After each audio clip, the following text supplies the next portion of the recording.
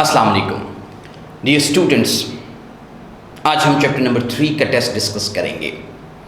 Question number 1 है बेटा, choose the correct option from the following about projectile motion. आपने projectile motion के मुतालिक करेक्ट ऑप्शन को चूज़ करना है। तो इससे पहले कि मैं करेक्ट ऑप्शन को चूज़ करूँ, थोड़ी सी इंफॉर्मेशन आपको प्रोजेक्टाइल मोशन की देना ज़रूरी है। बेटा प्रोजेक्टाइल मोशन 2 डायमेंशनल मोशन है और कांस्टेंट एक्सेलरेशन के साथ है, जो कि g के बराबर होता है। फर्ज कीजिए कि ये एक प्रोजेक्टाइल है, इसे मैंने इनिशियल वेलोसिटी vi के साथ फायर किया है, making angle theta with the horizontal.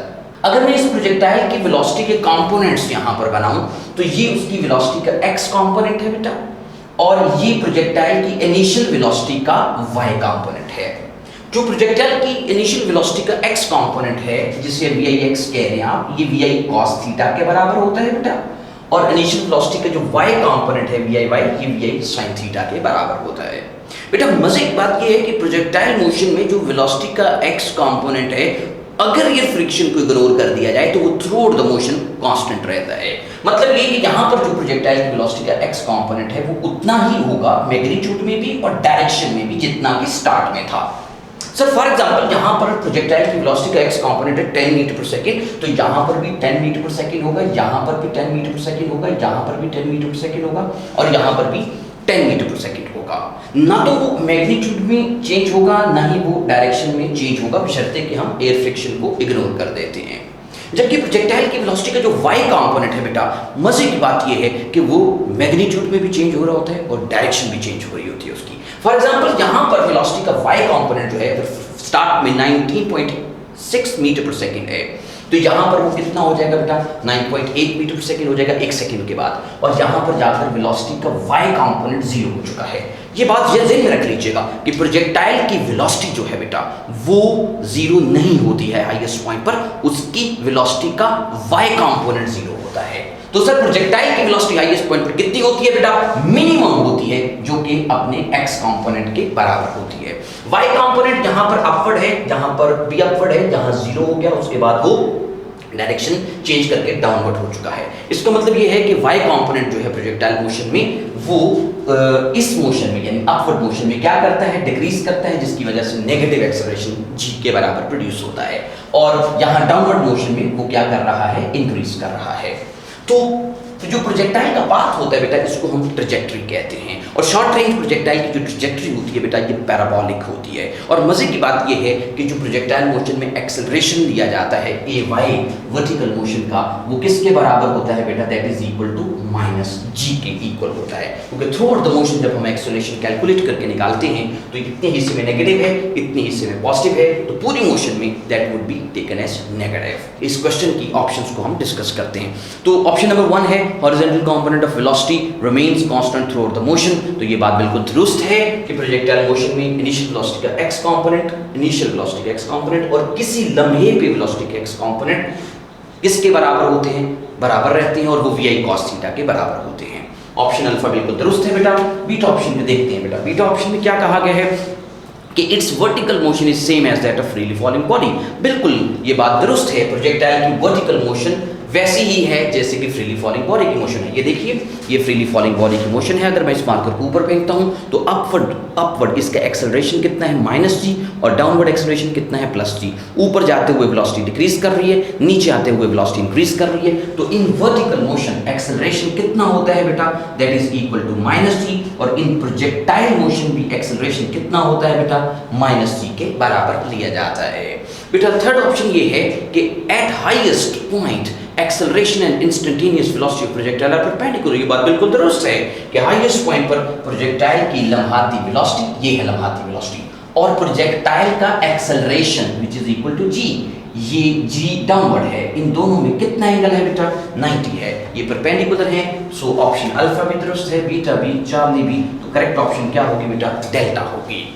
बेटा नेक्स्ट क्वेश्चन है, tea trolley of mass 15 kg। एक टी ट्रॉली है, उसका मैस 15 kg है, moving with a velocity of 2 metre per second towards kitchen. 2 metre per second की velocity से kitchen की तरफ को जा रही है। A bag of sugar of mass 5 kg, sugar का बैग है जिसका मैस 5 kg है, is placed into the trolley, उसको ट्रॉली में रखा गया है near the empty cup of T, एक एम्प्टी कप ऑफ टी के पास। तो क्वेश्चन क्या है, the velocity of the trolley will become now, अब ट्रॉली की वेलोसिटी कितनी हो जाएगी। बेटा इस क्वेश्चन को अटेम्प्ट करने के लिए हमें law of conservation of linear momentum के कॉन्सेप्ट को अप्लाई करना पड़ेगा बेटा। तो टोटल इनिशियल मोमेंटम जो है सिस्टम का, जिसमें सिर्फ ट्रॉली का मोमेंटम होगा, वो टोटल मोमेंटम ऑफ सिस्टम के बराबर होगा, और टोटल फाइनल मोमेंटम में ट्रॉली का भी मोमेंटम होगा फाइनल, और उसमें बैग ऑफ शुगर का भी मोमेंटम होगा। ये यूँ समझ लीजिए कि ये ट्रॉली जा रही है, फर्स्ट करें तो आप इसमें बैग ऑफ शुगर को प्लेस करते हैं, तो जाहिर है अब दोनों ही कॉमन वेलोसिटी से जाएंगे। तो total initial momentum total final momentum के बराबर होता है, और उसमें कॉमन वेलोसिटी का एक फार्मूला है जिसे हमने याद रखना है, और वो ये है कि total initial momentum divided by total mass, ये कॉमन वेलोसिटी का फार्मूला है। लेकिन ये फार्मूला कहाँ से आया है, ये मैं पहले आपसे शेयर कर दूँ बेटा। देखिए फर्स्ट करें कि ये ट्रॉली का मोमेंटम है m1v1, और ये बैग का मोमेंटम है m2v2। तो आप जानते हैं कि bag of sugar is placed का मतलब ये है कि उसका इनिशियल मोमेंटम तो 0 होगा, इज इक्वल टू ये फाइनल मोमेंटम है ट्रॉली का m1v1 डैश प्लस ये फाइनल मोमेंटम है बैग ऑफ शुगर का। तो जाहिर है बैग ऑफ शुगर और ट्रॉली दोनों ही इकट्ठे जा रहे हैं, तो फाइनल वेलोसिटी दोनों की क्या है बेटा, सेम है, एंड दैट इज v। तो यहां से मैं v को कॉमन ले लेता हूं। जब v को कॉमन ले लिया जाए तो अंदर क्या बचेगा बेटा, m1 प्लस m2 बचेगा, और ये m1 प्लस m2 उधर जाकर डिवाइड हो जाएगा बेटा m1v1 पर। तो total initial momentum divided by total mass is the formula for the common velocity. यहाँ पर मास कितना है सर, सर किसका, ट्रॉली का, दैट इज 15 है बेटा, और ट्रॉली की वेलोसिटी कितनी है 2, और यहाँ पर m1 क्या है, ट्रॉली का मास है, और प्लस m2 क्या है बेटा, बैग ऑफ शुगर का मास है। तो ऊपर कितना आ जाएगा बेटा 30 डिवाइडेड बाय कितना 20, और ये कितना बन जाएगा 3/2, that is 1.5 metre per second. So the correct option of the question number 2 is delta. While catching a ball, एक बॉल को कैच करते वक्त wicket keeper does not, if wicket keeper does not move his hand in backward direction then. बेटा देखिए आमतौर पर तो ये होता है कि जब हमारे बॉल आती है तो हम अपने हाथ को पीछे की तरफ मूव करते हैं ताकि टाइम ऑफ कोलिजन बढ़ जाए और फोर्स कम हो जाए। लेकिन यहाँ पर कंडीशन ये है कि आपने या विकेट कीपर ने अपने हाथ को पीछे की तरफ मूव नहीं किया। इसका मतलब क्या है कि टाइम ऑफ कोलिजन कम हो जाएगा, बॉल उसके हाथ पर टकराएगी और फोर्स ज़्यादा लगेगी। सर क्यों? क्योंकि इंपल्स किसके बराबर है, फोर्स इनटू टाइम के बराबर है, तो टाइम ऑफ कोलिजन कम हो जाएगा यहाँ पर, लिहाजा फोर्स रिलेटिवली इंक्रीज कर जाएगी। सो the correct option would be time of impact will decrease and force would increase. Beta is the correct option. बेटा क्वेश्चन नंबर 4 देखते हैं। A stone is thrown with an initial velocity of 20 metre per second. एक stone को 20 metre per second की velocity से फेंका गया है at an angle of 60 degree with the horizontal surface of earth, horizontal के साथ, यानी स्टोन को 60 डिग्री के एंगल पर प्रोजेक्ट किया है। इनिशियल वेलोसिटी कितनी है बेटा, 20 मीटर पर सेकेंड है। तो क्वेश्चन क्या है, determine its velocity at the highest point of its journey. Highest point पर वेलोसिटी बताइए। बेटा मजे की बात आपको बताऊं, प्रोजेक्टाइल की वेलोसिटी हाईएस्ट पॉइंट पर 0 नहीं होती है, बल्कि अपने x कंपोनेंट के बराबर होती है। तो vf किसके बराबर है, vix के बराबर है, और vix की वैल्यू कितनी है बेटा, यहाँ पर मैं जानता हूँ कि vix की वैल्यू बेटा vi cos थीटा है। vi की वैल्यू कितनी है सर, दैट इज 20 है, और cos ऑफ एंगल कितना है बेटा, 60 है। आप जानते हैं कि बेटा cos 60 की वैल्यू 1/2 होती है, लिहाजा ये कितना आ जाएगा बेटा, velocity would become 10 metre per second. So the correct option is alpha, ये 10 आ गई। उसके बाद बेटा क्वेश्चन नंबर 5 है। बेटा क्वेश्चन 5 ये है कि a body of mass 2m, body का मास कितना है, 2m है, मूविंग विद वेलोसिटी 2v, और वो 2v वेलोसिटी से जा रही है। देखिए बॉडी का मास कितना है बेटा, 2m है, और वो 2v वेलोसिटी से जा रही है बेटा, स्ट्राइक्स ए वॉल नॉर्मली, और वो अमूदन जाकर दीवार पर टकराती है। सर क्वेश्चन क्या है, and returns with the same speed, और उसी स्पीड पर वापस आ जाती है। सर क्वेश्चन ये है कि it's change in momentum will be, इसका चेंज इन मोमेंटम कितना होगा। तो बेटा चेंज इन मोमेंटम किसके बराबर है, final momentum minus initial momentum. तो जब वो बॉडी जिसका मास 2m था और वेलोसिटी 2v थी, तो उसका इनिशियल मोमेंटम कितना था बेटा, 4mv। तो 4mv था, जब वो टकरा कर वापस आई तो फाइनल मोमेंटम कितना हो जाएगा सर -4mv, क्योंकि मोमेंटम तो वेक्टर है, तो फाइनल मोमेंटम में से इनिशियल मोमेंटम को माइनस कर देंगे तो ये चेंज आ जाएगी आपके पास मोमेंटम की। सर फाइनल मोमेंटम कितना है -4mv है, माइनस ये वाला इनिशियल मोमेंटम -4mv। सर दो दफा -2 में, एक फाइनल का एक चेंज का, तो यहां पर हमारे पास कितना मोमेंटम का चेंज आएगा बेटा -8mv would be the change. Sir correct option यहां पर कौन सी है, that is delta is the correct option. उसके बाद बेटा बड़ा मजेदार क्वेश्चन है, if a bee covers 1/4 part of the circle of radius r, एक बी ने एक मक्खी जो है उसने 1/4 कवर किया है पार्ट ऑफ सर्कल को, तो सवाल यह है the ratio of numerical value of its displacement to the distance covered is. तो न्यूमेरिकल वैल्यू यानी मैग्नीट्यूड, सादा लफ्जों में डिस्प्लेसमेंट की मैग्नीट्यूड और डिस्टेंस की रेशियो बतानी है। तो बेटा फर्स्ट कीजिए कि बी जो है वो पॉइंट ए से पॉइंट बी पर आई है, तो पॉइंट ए से पॉइंट बी पर आते वक्त कितना फासला तय हुआ है बेटा, सरकमफ्रेंस का चौथा हिस्सा। डिस्प्लेसमेंट कितना तय हुआ, ये डिस्प्लेसमेंट है, स्ट्रेट लाइन में, ये स्ट्रेट लाइन में डिस्प्लेसमेंट है। तो सर डिस्प्लेसमेंट कितना है, डिस्प्लेसमेंट के लिए ये बताइए ये क्या है, रेडियस है सर, और ये भी क्या है, रेडियस है। तो ये क्या बन गई सर, यहाँ से यहाँ तक ये बेस बन गई, यस सर, और ये क्या बन गया परपेंडिकुलर, ये भी r ये भी r, तो हाइपोटेनस कितनी होगी √2r। सर कैसे बेटा, ये सिंपल है, हाइपोटेनस किसके बराबर है, बेस का स्क्वायर प्लस परपेंडिकुलर का स्क्वायर। तो मुझे बताइए कि r² प्लस r² कितना हो जाएगा, 2 टाइम्स r², और इसको जब हम सॉल्व करते हैं तो ये कितना बन जाएगा बेटा, दैट वुड बिकम √2r बन जाएगा, ये क्योंकि r स्क्वायर रूट से कट जाएगा। तो ये है डिस्प्लेसमेंट बेटा √2r। सर तो डिस्टेंस कितना तय हुआ है, सरकमफ्रेंस का चौथा हिस्सा। सर सरकमफ्रेंस क्या है, 2πr। सर 1/4 ये सरकमफ्रेंस का फोर्थ पार्ट, इसको हम सॉल्व कर लेते हैं बेटा। यहाँ पर कितना आ जाएगा, 2 2 4 आ जाएगा बेटा, तो ये क्या बन गया πr/2। ये बेटा r से कैंसिल आउट हो जाएगा बेटा, और आप ये जानते हैं कि ये 2 डिनोमिनेटर के नीचे, डिनोमिनेटर ये ऊपर चला जाएगा, 2/2 आ जाएगा, divided by pi. So the correct option is delta. बेटा 7th क्वेश्चन है, a ball is projected with kinetic energy k, यानी बॉल की इब्तदाई काइनेटिक एनर्जी, स्टार्ट में जो काइनेटिक एनर्जी है वो k के बराबर है, at an angle of 45 degree with the horizontal, और जो एंगल ऑफ प्रोजेक्शन है प्रोजेक्टाइल का वो 45 डिग्री है। Sir at highest point during its flight its kinetic energy will be, तो हाईएस्ट पॉइंट पर प्रोजेक्टाइल की काइनेटिक एनर्जी जो है वो मिनिमम हो जाती है, क्योंकि उसकी वेलोसिटी मिनिमम हो जाती है, जीरो नहीं होती वेलोसिटी हाईएस्ट पॉइंट पर, मिनिमम होती है जो कि उसके x कंपोनेंट के बराबर होती है।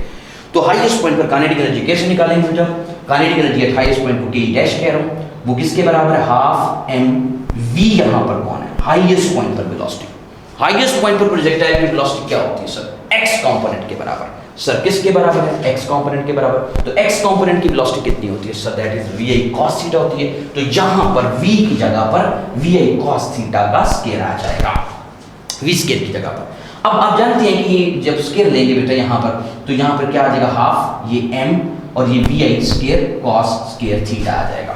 अब मुझे बताइए ये क्या चीज है सर, ये तो इब्तदाई काइनेटिक एनर्जी है, तो उसको तो आपने के कहा था, जी हाँ, इब्तदाई काइनेटिक एनर्जी की जगह पर के आएगा और cos स्क्वायर थीटा आ जाएगा। ये देखिए प्लीज, के cos स्क्वायर थीटा, आप जानते हैं कि cos स्क्वायर थीटा जो है इसका मतलब है cos theta into cos theta, तो cos 45 इंटू cos 45 आ जाएगा, की वैसे का वैसे आ गया। cos 45 की वैल्यू कितनी है बेटा, 1/√2, और फिर cos 45 1/√2, तो ये कितना हो जाएगा बेटा, 2 दफा रूट में आ गया, तो k/2 होगी उसकी हाईएस्ट पॉइंट पर kinetic energy. So the correct option is Charlie. बेटा क्वेश्चन नंबर 8 है, a man moves on his motor bike, एक बंदा जो है अपनी मोटर बाइक पर जा रहा है बेटा, एंड टेक्स यू टर्न, कितनी वेलोसिटी से जा रहा है, पहले ये देखिए 36 किलोमीटर पर आवर की वेलोसिटी से जा रहा है बेटा, and takes U turn and continues to move with the same velocity.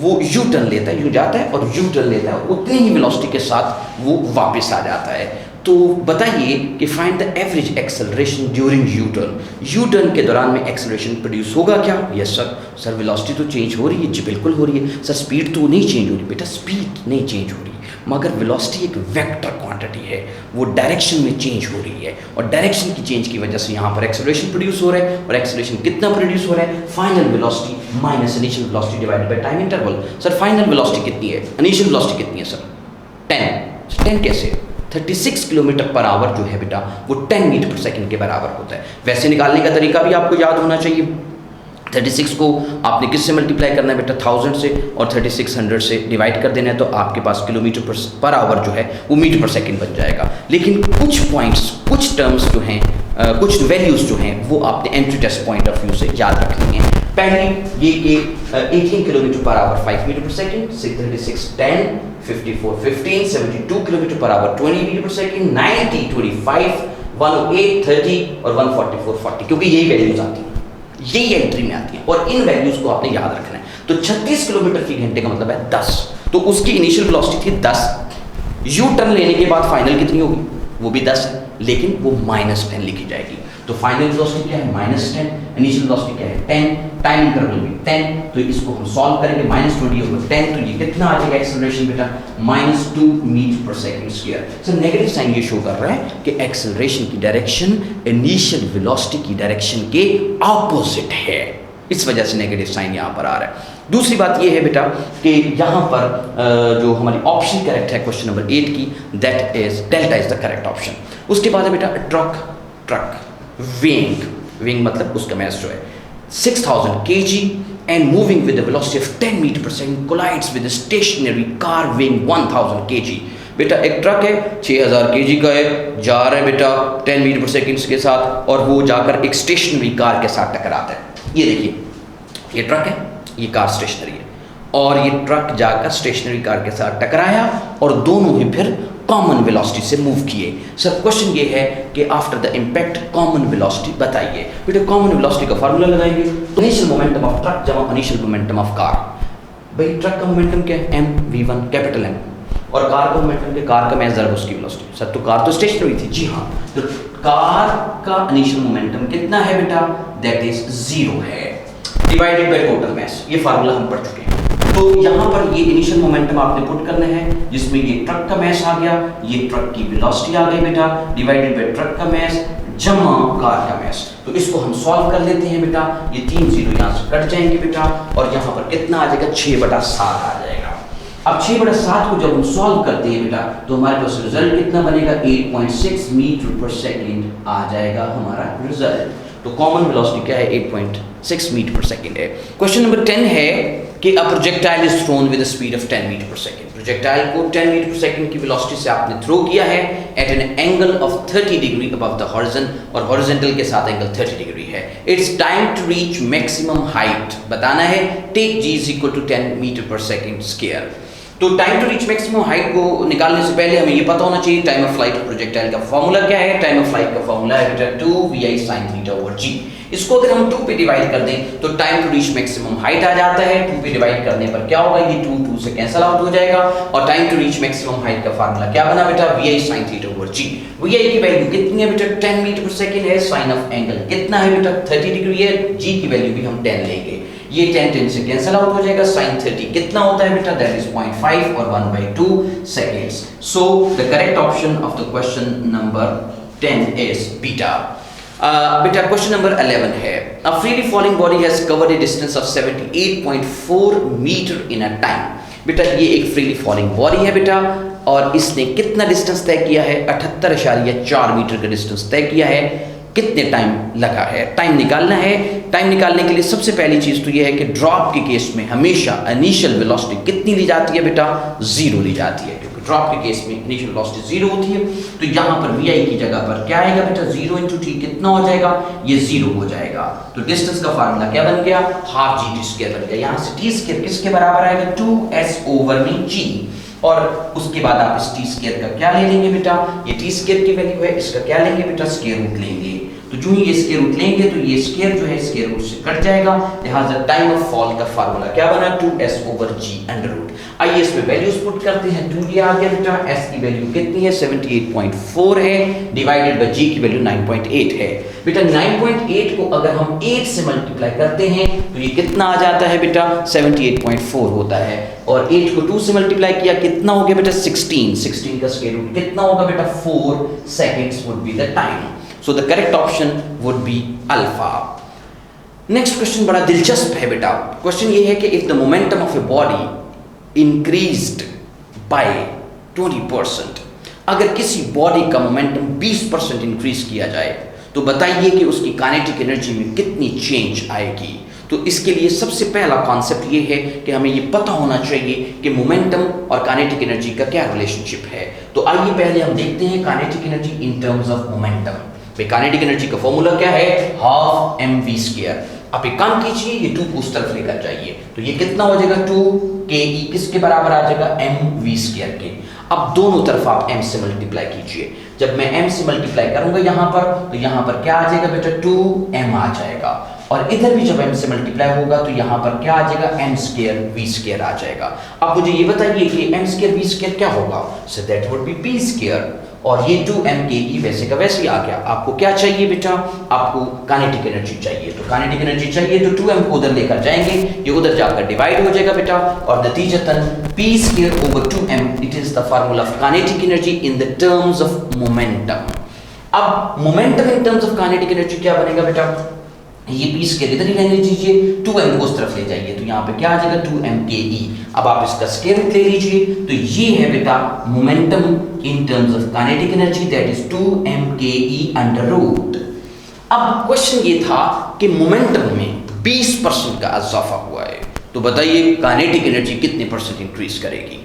तो अगर फर्ज कर लें कि मैं मानता हूं कि मोमेंटम 1 है, मोमेंटम कितना है 1 है, तो 1 में 20% को मैं ऐड अप करता हूं, 1 प्लस 20, ये पर और ये सेंट, तो कितना हो गया, ये आ जाएगा सर 2/10 मतलब 0.2, तो इसका मतलब फाइनल मोमेंटम कितना हो जाएगा 1.2 हो जाएगा। यानी अगर इनिशियल मोमेंटम 1 है, इनिशियल मोमेंटम 1 है, तो फाइनल मोमेंटम कितना हो जाएगा बेटा 1.2 हो जाएगा। अगर मैं ये कहता हूं कि मोमेंटम 40% इंक्रीज किया है, तो इसका मतलब ये है कि अगर इनिशियल मोमेंटम 1 है तो उसमें 40% ऐड अप करूंगा मैं, तो ये 40 आ जाएगा बेटा, ये पर आ जाएगा बेटा, ये सेंट आ जाएगा बेटा, तो ये कितना हो जाएगा बेटा, दैट इज 4/10 मतलब 0.4, तो दैट वुड बी 1 प्लस 0.4 1.4 हो जाएगा। तो पहले बेसिक कॉन्सेप्ट ये क्लियर कीजिए कि अगर मोमेंटम में 10% इजाफा हुआ है तो इसका मतलब ये है कि फाइनल मोमेंटम 1.1 हो गया अगर इनिशियल 1 है। अगर मोमेंटम में 20% इजाफा हुआ है तो फाइनल मोमेंटम 1.2 हो गया अगर इनिशियल मोमेंटम 1 कंसिडर कर लिया जाए। तो percentage change of kinetic energy कैसे निकालेंगे, उसके लिए हमें परसेंटेज चेंज का फॉर्मूला लिखना होगा। तो percentage change of kinetic energy का फॉर्मूला क्या बनेगा बेटा, मोमेंटम के ऊपर स्क्वायर है, तो जाहिर है फाइनल मोमेंटम का स्क्वायर माइनस इनिशियल मोमेंटम का square divided by initial momentum into 100%। This would be the formula for the percentage change of kinetic energy. ये हमने शॉर्टकट बनाई है इसकी, इसको मजीद भी शॉर्ट करेंगे, थोड़ा सा वेट कीजिए, मैं आपको मजीद इसको शॉर्ट करके दिखाऊंगा। ये क्वेश्चन ई-कैट में 3 दफ़ा आ चुका है, इसलिए इस क्वेश्चन की शॉर्टकट भी हमने बनाई है। तो ये देखिए फाइनल मोमेंटम कितना हो गया है बेटा 1.2 हो गया है, क्योंकि 20% इंक्रीज आया है। इनिशियल मोमेंटम क्या है 1, तो 1.2 का स्क्वायर माइनस 1 का स्क्वायर डिवाइडेड बाय अगेन 1 का स्क्वायर। आप जानते हैं कि 1.2 का स्क्वायर कितना होगा बेटा 1.44 आ जाएगा, माइनस 1 डिवाइडेड बाय 1 वैसे ही रहेगा इनटू 100%, और 1 में से 1.44 में से माइनस कर दिए अगर हमने 1, तो रिजल्ट क्या बनेगा बेटा 0.44 into 100%, and so the change in the kinetic energy would be 44%, and the correct option is Charlie. ये तो सर क्वेश्चन का लॉन्ग मेथड है, अगर मैं इसको शॉर्ट मेथड से अटेम्प्ट करूं तो हमें एक बात को क्लियर करना है कि अगर मोमेंटम की परसेंटेज 10% में चेंज आई है मोमेंटम में, तो काइनेटिक एनर्जी में कितनी परसेंट चेंज आएगी। उसके लिए शॉर्टकट क्या है, अगर इनिशियल मोमेंटम 1 है तो फाइनल क्या होगा 1.1 का स्क्वायर माइनस 1 का स्क्वायर तो 1 ही होगा, तो यानी 1.1 का स्क्वायर माइनस 1 इंटू 100%, तो ये कितना होगा 1.1 का मतलब 11 का स्क्वायर आप देख लें 121 होता है, तो 1.21 आएगा। 1.21 में से 1 को माइनस करेंगे और फिर 100 से मल्टीप्लाई करेंगे, तो रिजल्ट कितना बनता है बेटा, दैट इज 21%। इसी तरह अगर मोमेंटम में 30% का इजाफा हुआ है, तो 30% का मतलब ये है कि फाइनल मोमेंटम 1.3 हो गया है अगर इनिशियल 1 है, तो फाइनल का स्क्वायर माइनस इनिशियल का स्क्वायर इंटू 100%, ये कितना हो जाएगा 1.3 का स्क्वायर 1.69 होता है बेटा, 1.69 में से 1 माइनस किए तो कितने हो गए 0.69 इंटू 100% 69%। काइनेटिक एनर्जी में चेंज आएगा। इसी तरह अगर मोमेंटम 50% इंक्रीज करता है तो इसका मतलब 1 है तो 1.5 हो जाएगा, -1, 1.5 का स्क्वायर कितना होता है 2.25, -1 तो 2.25 में से 1 के तो 1.25 आ गए into 100 and it would be 1.5% change would be in the kinetic energy। Sir अगर मोमेंटम जो है वो 100% चेंज होता है तो मतलब अगर 1 है तो 2 हो जाएगा, तो 2 का स्क्वायर -1 का square, so 4 - 1 and 3 into 100 300%। Sir done हो गया सर। नेक्स्ट क्वेश्चन देखते हैं बेटा, क्वेश्चन नंबर 13 है। क्वेश्चन नंबर 13 ये है कि एक कार है, a car is travelling on a circular road, car जो है वो सर्कुलर रोड पर ट्रेवल कर रही है। ऑफ रेडियस 900 मीटर और सर्कल का रेडियस जो है वो 900 मीटर है। एट सम इंस्टेंट, किसी लम्हे पर, this the keyword of the question is at some instant, किसी लम्हे पर its speed is 30 metre per second, उसकी स्पीड कितनी है 30 है, यानी इस लम्हे पर यहाँ पर फर्ज करें कार की स्पीड कितनी है 30 मीटर पर सेकेंड है, and is increasing at the rate of 2 metre per second square, और गाड़ी की speed 2 metre per second square के रेट पर इंक्रीज करती है। अगर गाड़ी की स्पीड सर्कुलर पाथ में इंक्रीज कर रही है तो इसका मतलब ये है कि ये नॉन यूनिफॉर्म सर्कुलर मोशन है, और इसको हम चैप्टर 5 में डिटेल से पढ़ेंगे जाकर, लेकिन यहाँ पर एक बेसिक कॉन्सेप्ट मैं आपको बताता चलूँ, और वो ये है कि इस टाइम इंक्रीजिंग वेलोसिटी की वजह से टेंजेंशियल एक्सेलरेशन प्रोड्यूस होगा, that is 2 metre per second, and it has been written in the question. Sir क्या लिखा है पेपर में, क्वेश्चन में लिखा है कि and it is increasing at the rate of 2 metre per second square, यानी 2 मीटर पर सेकेंड स्क्वायर यहाँ पर टेंजेंशियल एक्सेलरेशन है।